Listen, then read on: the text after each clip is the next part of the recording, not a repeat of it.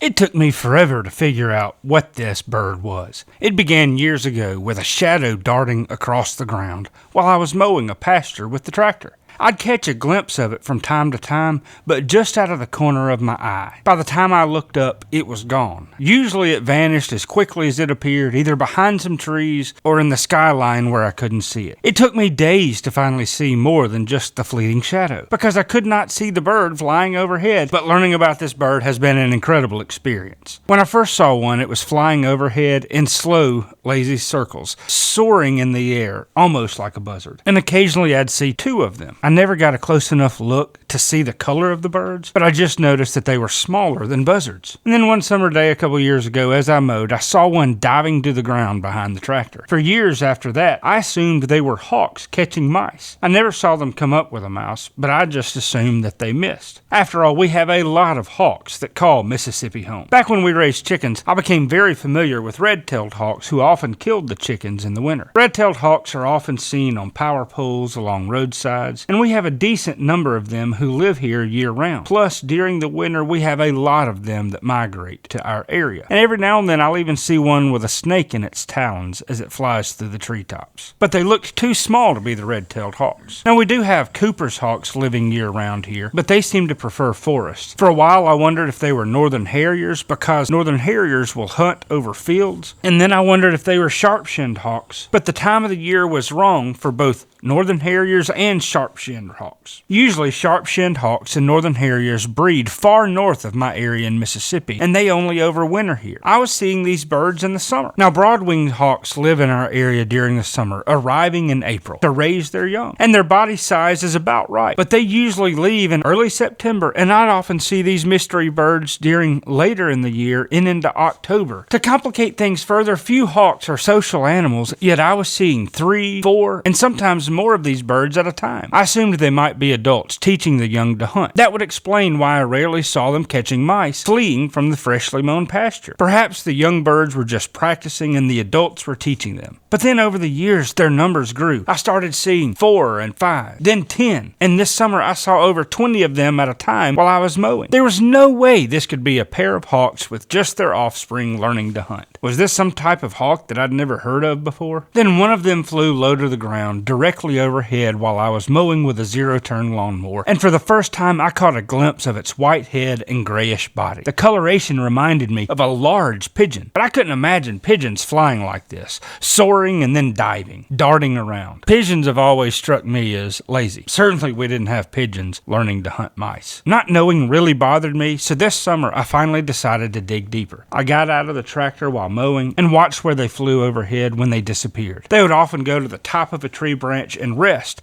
after they'd made a couple dives. I never got great photos with my phone, but I was able to see some more characteristics of these amazing birds. I'd crossed out red-tailed hawks because of their size. Cooper hawks look different, and broad-winged hawks are more brownish coloration as well. Same with sharp-shinned hawks, and I was seeing some white and gray. I couldn't imagine what they were. And once I observed their coloration better, something else confused me. They would dive over the pond as well. This is particularly odd behavior for the hawks that I've seen. Then one of these birds dove right in front of the tractor and with pinpoint precision snatched a huge grasshopper just 5 feet off the ground and 10 feet in front of the tractor while I was mowing. As it soared higher into the air, it grabbed the grasshopper with its beak, but it was too large and it took 3 bites to swallow the whole grasshopper. The bird then perched on a nearby tree limb to rest, watching as the others continued their graceful flights. That's when it all clicked. These insect-loving raptors weren't hawks.